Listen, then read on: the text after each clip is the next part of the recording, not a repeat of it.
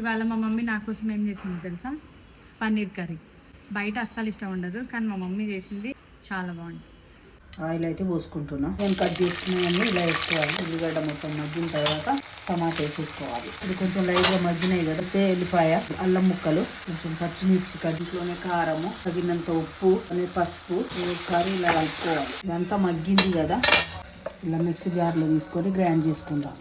ఇక్కడ అయితే పెట్టుకున్నాయి జీడిపప్పు, ధనియాలు, కొబ్బరి, చెక్క, మిరియాలు, మెంతులు, పువ్వులు, యాలకులు, జీలకర్ర ఇవన్నీ ఎంపుకోవాలి.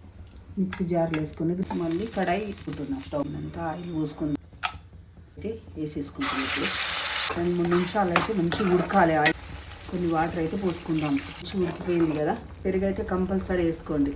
ఇక పన్నీర్ ముక్కలన్నీ ఇలా పీసులు కట్ చేసి పెట్టుకున్నాం ముందుగానే. దాబా స్టైల్ పన్నీర్ కర్రీ అయితే రెడీ అయిపోయింది. బాగుంది.